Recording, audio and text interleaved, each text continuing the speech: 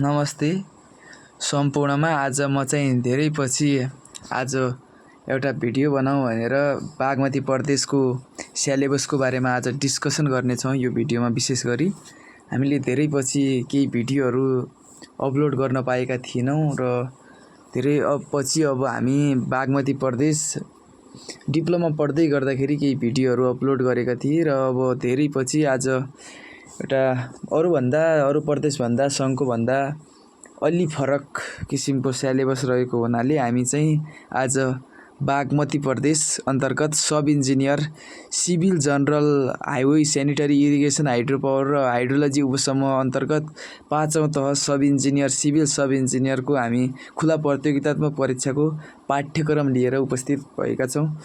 आज हामी यस भिडियोमा विशेष गरी यो विषयको बारेमा हामी छलफल मात्र गर्नेछौँ। यसलाई दुईवटा चरणहरूमा विभाजन गरिएको छ। यसमा दुईवटा चरणहरू छ। दुईवटा चरणमा प्रथम चरणमा लिखित परीक्षालाई 200 मार्क्सको छुट्याएको छ। यसमा सब्जेक्टिभ र अब्जेक्टिभ गरेर 200 मार्क्स हो। 100 नम्बरको सब्जेक्टिभ र 100 नम्बरको अब्जेक्टिभ। अब्जेक्टिभमा हाम्रो चाहिँ 50वटा क्वेसनहरू आउँछन् र हाम्रो गोलो लगाउने हुन्छ। यसमा गोलो लगाउने 50वटा क्वेसनहरू छन् अनि हाम्रो यसमा अन्तर्वार्तालाई हाम्रो 30 मार्क्स छुट्याएको छ।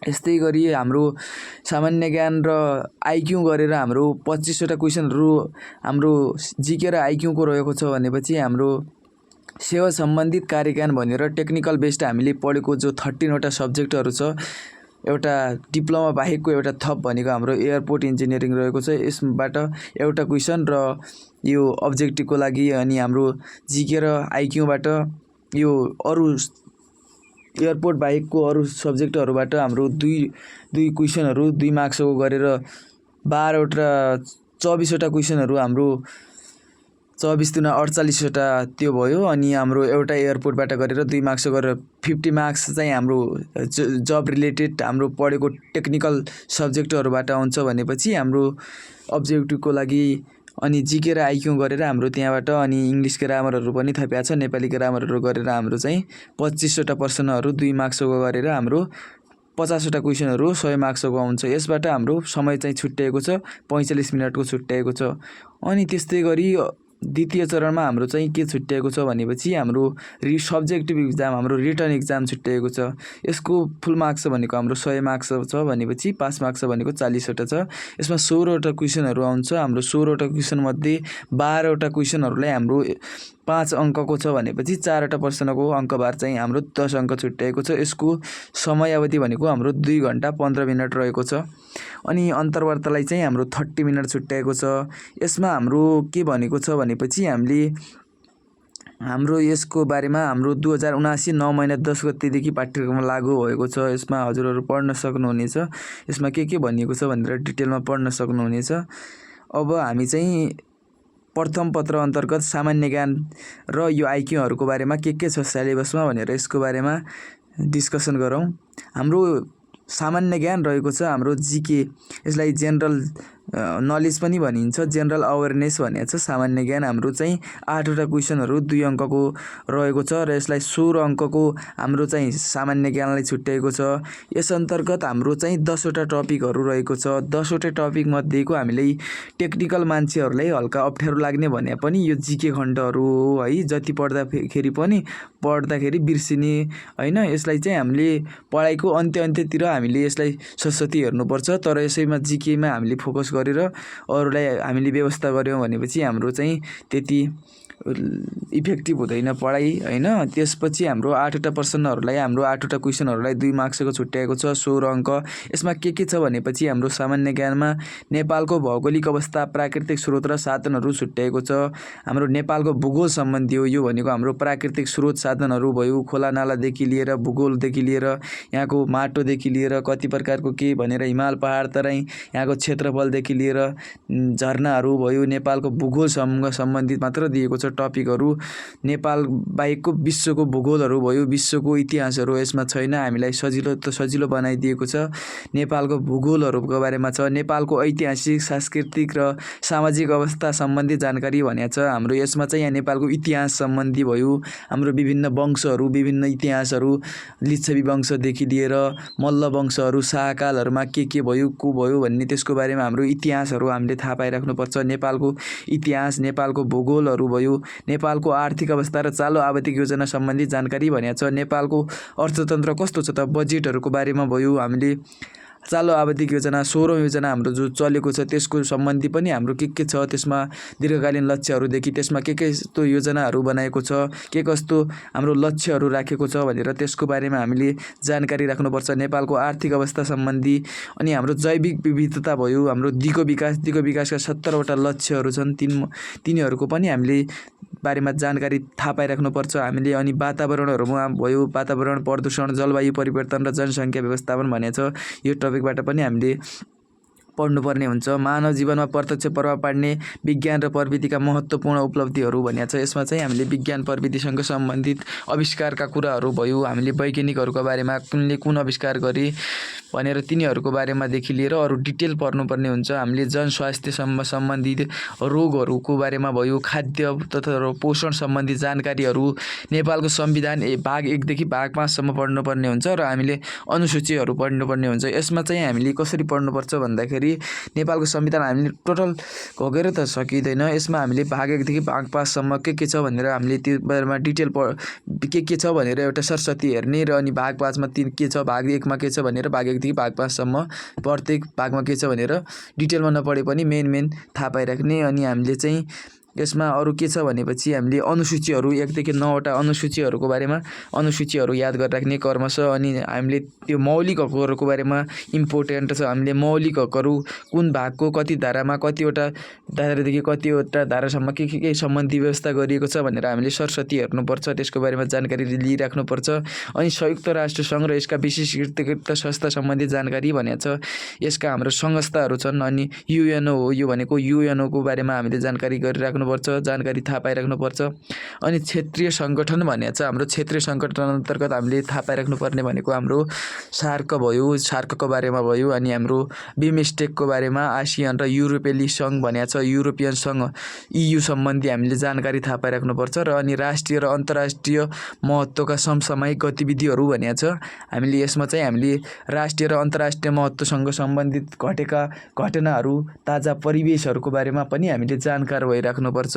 हामीले यसबाट गरेर हामीले यसमा अप्ठ्यारो भन्ने त्यति छैन हैन। आफ्नै देशको भूगोल सम्बन्ध, इतिहास, आर्थिक अवस्था र चालु आवधिक योजनाहरू, दिगो विकाससँग सम्बन्धित आफ्नो डेली लाइफमा हाम्रो रोगहरू के कस्तो छ, त्यो रोगहरूको कुन रोगको कमीले के रोग लाग्छ, कुन भिटामिनको कमीलेदेखि लिएर त्यसमा कुन कीटाणु विषाणुदेखि लिएर सर्ने तिनीहरूको बारेमा हामीले जानकार भइराख्नुपर्छ। अनि आफ्नो देशको संविधानहरूको बारेमा भयो, आसियान, सार्क, युएनओदेखि लिएर हामीले बिमस्टेक आसियानहरूको बारेमा हामीले थाहा पाइराख्नुपर्छ। र हामीले राष्ट्रिय र अन्तर्राष्ट्रिय महत्त्वका समसामयिक भनेको छ। यी समसामयिक विषयहरूको बारेमा हामीले जानकार भएपछि हामीले 8 दुना 16 भनेको छ। 16 अङ्कमा हामीले राम्रोसँग पढ्यौँ भनेपछि त्यति समय त दिनु पर्दैन। कम्तीमा हामी चाहिँ 4-5 वटा मिलाउन सक्छौँ। हामीले धेरै पढेर धेरै अङ्क आउने होइन। जिकेमा चाहिँ हामीले बढी पढ्यौँ भने पनि बढीमा 5 वटा मिलाउन सक्छौँ होइन। 5-6 वटा मिल्छ, टोटल मिल्छ भन्ने त छैन, तर पनि अब इम्पोसिबल केस हो है, रेयर केस। अनि हामीले अब सार्वजनिक व्यवस्थापन PM भनेर छुट्टिया छ। PMलाई चाहिँ हामीले 8 दुना 16 अङ्क गरेर 8 वटा क्वेसनहरू 2 मार्क्सको गरेर 16 मार्क्स यसलाई, 16 मार्क्स जिकेलाई छुट्टिया छ। यसमा चाहिँ हाम्रो के छ भनेपछि हाम्रो कार्यालय व्यवस्थापन, हामी कार्यालयसँग सम्बन्धित हाम्रो कार्यालय भनेको के हो त्यसको परिचयहरू थाहा पाइराख्ने, यसको सहायक कर्मचारीहरू भनेको कुन हुन्, तिनीहरूका गुणहरू के हुन् भनेर हामीले त्यसको बारेमा अध्ययन गरिराख्नुपर्छ। त्यसको बारेमा एउटा सिलेबस अनुसार हामीले बुकहरू किनेर एउटा रेफरेन्स बुक मानेर हामीले त्यसबाट यो PM सँग सम्बन्धित पनि हामीले हेरिराख्नुपर्छ है। सहायक कर्मचारीका कार्य र गुणहरू भनेको छ हामीले। कार्यालयका स्रोत साधनहरू के हुन् तिनीहरूको परिचय प्रकारहरू भयो। कार्यालय सञ्चारको महत्त्व किसिम र साधनहरू, कार्यालय कार्यविधिहरू भयो। त्यसमा पत्र व्यवहार भनेको के हो, हाम्रो दर्ता र चलानी रजिस्ट्रेसन डिस्प्याच भनेको के हो, परिपत्र सर्कुलर भयो, हाम्रो तोक आदेशहरू भयो, अर्डरहरू, टिप्पणी भनेको के हो, टिप्पणी लेखन गर्दा ध्यान दिनुपर्ने कुराहरू, यिनीहरूको बारेमा हामीले कन्सेप्ट बनाइराख्नुपर्छ। यो भने के हो हामीले याद गर्नुभन्दा पनि हामीले यसको बारेमा हामीले थाहा पायो भनेपछि हामीले कन्सेप्चुअल हिसाबले क्वेसनहरू आउँछ र हामीले त्यसलाई ट्याकल गर्नुपर्ने हुन्छ, हामीले गोलो घेरा लगाउनु पर्ने हुन्छ र त्यससँग सम्बन्धित हामीलाई इन्टरभ्यूमा पनि हामीले यसको बारेमा जानकार भइराख्नुपर्छ। हामीले यससँग सम्बन्धित सोध्छ हामीले यो भने के हो भनेर इन्टरभ्यूसँग पनि यो इम्पोर्टेन्ट रहेको छ। हामीले यो फर्स्ट खण्डमा मात्र नभएर हाम्रो इन्टरभ्यूको लागि पनि यो इम्पोर्टेन्ट रहेको छ। अनि हाम्रो मेन कुरा भनेको के हो भनेपछि निजामती सेवा ऐन र नियमावलीमा भएका दिएका व्यवस्थाहरू भनेको छ। हामीले निजामती सेवा ऐनको गठनहरू के छ, संरचना, यसको पदपूर्तिका तरिकाहरू भयो, प्रक्रियाहरूको बारेमा हामीले जानकार भइराख्नुपर्छ। अनि कर्मचारीको नियुक्ति बढुवा सरुवादेखि लिएर हामीले बिदाहरू कस्तो कस्तो किसिमको बिदाहरू मिल्छ, कति दिनसम्म बिदा मिल्छ, कति पटक मिल्छ, यसबाट विभागीय सजायहरू र अवकाशहरू के छन्, सजायहरू के छन्, अवकाश कति समयमा हुन्छ, के हुन्छ, यससँग सम्बन्धित कानुनी व्यवस्थाहरू के छन् भनेर हामीले यसको बारेमा जानकार भइराख्नुपर्छ। अनि कर्मचारीले पालना गर्नुपर्ने आचरण र कर्तव्यहरू के हुन् त हैन, हामीले यसको बारेमा सरकारी बजेटहरू भयो, लेखा परीक्षण प्रणालीसँग सम्बन्धित सामान्य जानकारीहरू हामीलाई थाहा हुनुपर्छ। अनि हाम्रो सार्वजनिक सेवा प्रवाह भनेको के हो, त्योसँग निकायहरू के छन्, तरिकाहरू, माध्यमहरू, सार्वजनिक बडापत्र भन्छ, पब्लिक चार्टर भन्छ, यसको महत्त्व र आवश्यकताहरू के छ सार्वजनिक बडापत्रको, यससँग सम्बन्धित हामीले पढ्नुपर्छ। यसको बारेमा कन्सेप्ट हामीले बनाइराख्नुपर्छ। अनि व्यवस्थापनका अवधारणा तथा सार्वजनिक व्यवस्थापनमा निर्देशन, नियन्त्रण, समन्वय, निर्णय प्रक्रिया, उत्प्रेरणा र नेतृत्व सम्बन्धी सामान्य जानकारी भनेको छ। हामीले यसको बारेमा पनि जानकारी लिइराख्नुपर्छ। अनि ह्युमन भ्याल्युजहरू, मानवीय मूल्य मान्यता, नागरिकका कर्तव्यहरू के हुन् त, दायित्वहरू के हो, अनुशासनसँग सम्बन्धित हामीले यसको बारेमा पनि हामीले 16 मार्क्स, यसमा 16 एमएमा गरेर 32 मार्क्सको आउँछ हामीले। अनि 18 मार्क्स हामीलाई कसरी छुट्टिया छ भनेपछि हामीलाई अनि हाम्रो आइक्यू जेनरल एप्टिट्युड टेस्ट भन्छ। आइक्यू भनेको हाम्रो यससँग सम्बन्धित हाम्रो भर्बल एप्टिट्युड टेस्टहरू भयो, न्युमेरिकल एप्टिट्युड टेस्टहरू भयो, अनि नन भर्बल एब्स्ट्र्याक्ट हाम्रो एप्टिट्युड टेस्टहरू, फिलिङ एप्टिट्युड टेस्टहरू र फोलोज द इन्स्ट्रक्सनसँग सम्बन्धित हाम्रो एनालाइटिकल रिजनिङ टेस्टहरू भयो।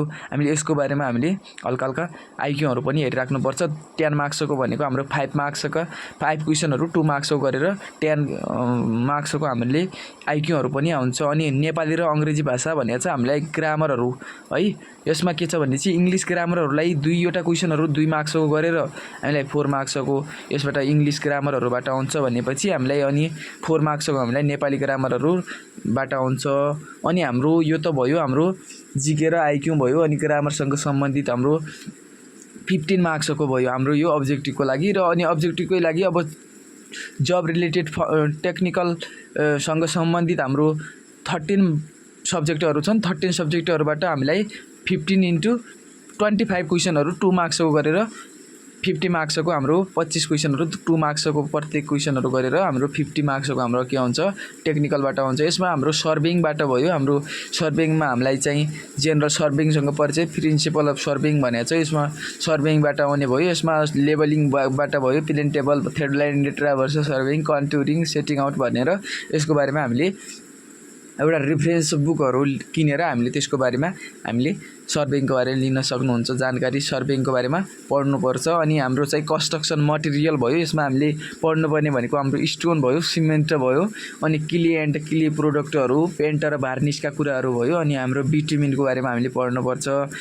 अनि हाम्रो तेस्रो नम्बरको सब्जेक्ट हो mechanics of material and structure भनेको छ। हाम्रो मेकानिक्स अफ स्ट्रक्चर छ, यसको बारेमा हामीले चाहिँ मेकानिक्स अफ मटेरियलको बारेमा हामीले शियर फोर्स, बेन्डिङ मोमेन्टका कुराहरू भयो। यसमा जे सिलेबसमा दिएको छ स्ट्रट थ्योरीहरू, यसको बारेमा हामीले पढ्नुपर्छ। अनि हाइड्रोलिक्सहरू भयो, सबै आफ्नो ठाउँमा इम्पोर्टेन्ट छ, 2 मार्क्सको पनि इम्पोर्टेन्ट छ है, यसलाई हामीले विशेष फोकस गरेर पढ्नुपर्छ। अनि हाम्रो चाहिँ हाइड्रोलिक्सहरू भयो, हाइड्रोलिक्समा हामीले प्रोपर्टिज अफ फ्लुइडहरू, फ्लुइडका कुराहरू भयो, हाइड्रोडायनामिक्स, हाइड्रोकाइनेमिक्स भने के हो, हाइड्रोकाइनेमेटिक्स भने यसको बारेमा हामीले पढ्नुपर्छ। ओयर ब्यारेजहरू भयो, नचहरूका कुरा भयो, ओयर नचहरूका भयो, डिस्चार्ज फर्मुलाहरू भयो, ओपन च्यानल पाइप फ्लोका कुराहरू भयो, हामीले यसमा पढ्नुपर्छ। अनि हाम्रो सोइल मेकानिक्सबाट भयो, सोइल मेकानिक्सबाट पनि हामीलाई सोइलसँग सम्बन्धित हाम्रो सोइलको क्लासिफिकेसनहरू भयो, फेज सिस्टम, 3 फेज सिस्टमहरू, 2 फेज सिस्टमहरूको बारेमा भयो।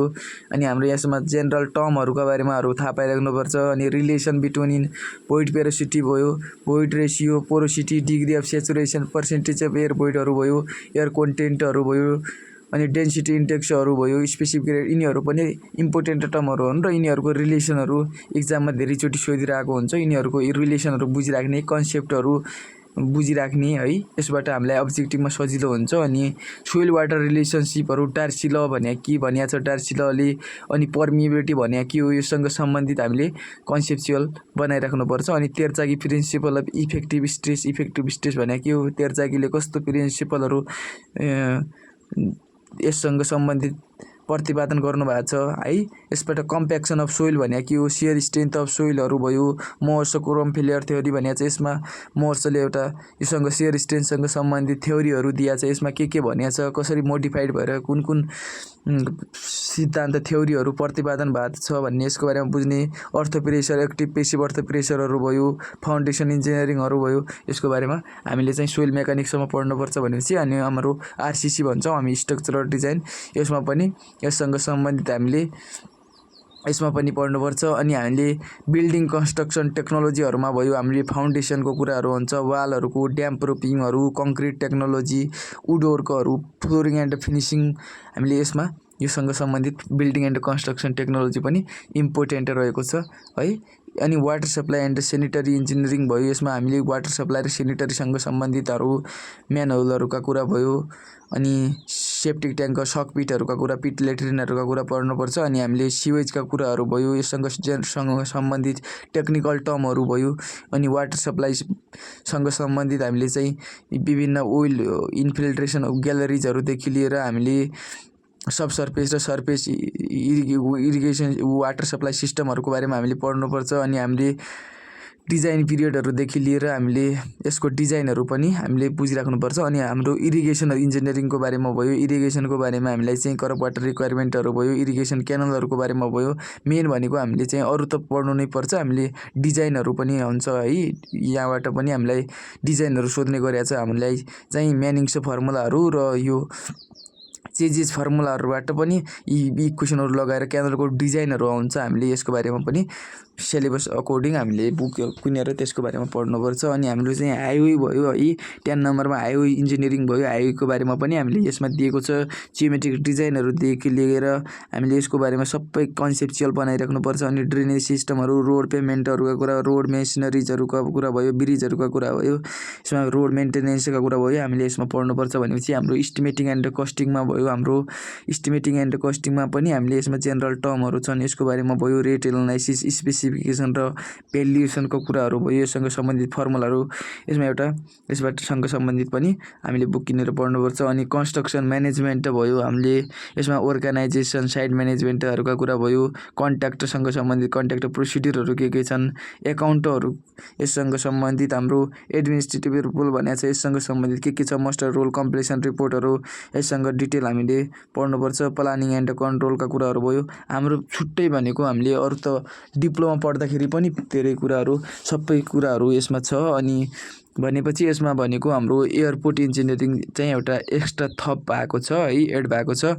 यसमा एयरपोर्ट इन्जिनियरिङबाट हामीलाई चाहिँ अब्जेक्टिभको लागि एउटा क्वेसनहरू आउने गर्छ है। एउटा क्वेसन आउँछ 2 मार्क्सको गरेर, 2 मार्क्सको छ, तर पनि यो पनि इम्पोर्टेन्ट छ। यससँग सम्बन्धित पनि हामीले बुक किनेर बुकबाट सेल्फ स्टडी गरे पनि हुन्छ। अनि क्लासहरू भयो, युट्युबहरूबाट हेरे पनि हाम्रो थुप्रै यससँग सम्बन्धित ट्युटोरियलहरू, लेक्चरहरू हामीले युट्युबमा भेट्ने गर्छौँ।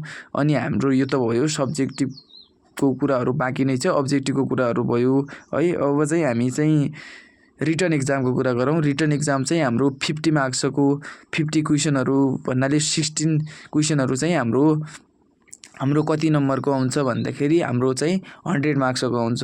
हाम्रो त्यसबाट यसरी छुट्याएको छ, यसमा 2वटा ग्रुपहरू छ है। 2वटा ग्रुपमा कसरी आउँछ भनेपछि हाम्रो चाहिँ 4वटा क्वेसनहरू चाहिँ हाम्रो चाहिँ आउने भनेको हाम्रो 10 मार्क्सको हो भनेपछि 12वटा क्वेसनहरू चाहिँ हाम्रो 5 मार्क्सको हुन्छ। अनि यसबाट पनि हाम्रो जे अब्जेक्टिभमा छ त्यही सब्जेक्टिभमा पनि छ। यसको बारेमा हामीले रिटर्नमा आउँछ भने चाहिँ उसमा अब्जेक्टिभमा आउँछ। सर्भिङ पनि त्यही छ। कन्स्ट्रक्सन मटेरियल भयो, हाम्रो मेकानिक्स अफ स्ट्रक्चरहरू भयो, यसका कुराहरू भयो। हाइड्रोलिक्सहरू, सोइल मेकानिक्स, स्ट्रक्चरल डिजाइन आरसिसीका कुराहरू भयो। Building construction technology, water supply and sanitary engineering भयो, irrigation engineering, highway engineering, estimating and costing, construction management, airport engineering गरेर हामीले चाहिँ यसरी हाम्रो सिलेबसहरू छुट्याएको छ है। अब चाहिँ आफ्नो तयारीलाई यो सिलेबस कोडिङ हामीले चाहिँ गर्नुपर्ने हुन्छ र हामीले चाहिँ यसमा चाहिँ टाइम चाहिँ लाग्छ नै। हतार गर्नु चाहिँ हुँदैन है। यससँग सम्बन्धित चाहिँ यसरी सिलेबसलाई डिभाइड गरिएको छ। बागमती प्रदेशले यसरी हाम्रो सिलेबस चाहिँ ल्याएको छ। अरू अब हामी चाहिँ अर्को भिडियोमा चाहिँ हामी चाहिँ यससँग सम्बन्धित लोकसेवाहरूका नोटहरू पनि हामी राख्नेछौँ र यससँग सम्बन्धित जिके आइक्यूहरू भयो चाहिँ जिके आइक्यूहरू पनि चाहिन्छ भनेपछि हामी जिके आइक्यूहरू भयो, हामी चाहिँ यससँग सम्बन्धित ट्रिक्स टिप्सहरू भयो, कुनै त्यस्ता किसिमका डाउट क्वेसनहरू, कन्फ्युजन खालका क्वेसनहरू छ भनेपछि तिनीहरूको डिफरेन्स हामी त्यस्ता पनि हामी यसमा राख्नेछौँ। यदि हजुरहरूको त्यससँग सम्बन्धित कुनै कन्फ्युजन, कुनै जिज्ञासाहरू छ भनेपछि यससँग सम्बन्धित राख्न सक्नुहुन्छ। र हामी चाहिँ अब अर्को भिडियोमा चाहिँ हामी चाहिन्छ भनेपछि हजुरहरूलाई यदि मन पराउनुहुन्छ भिडियोहरू भनेपछि हामी चाहिँ अर्को भिडियोमा चाहिँ हामी लोकसेवासँग सम्बन्धित नोटहरू पनि हामी लिएर आउनेछौँ। हस्, धन्यवाद।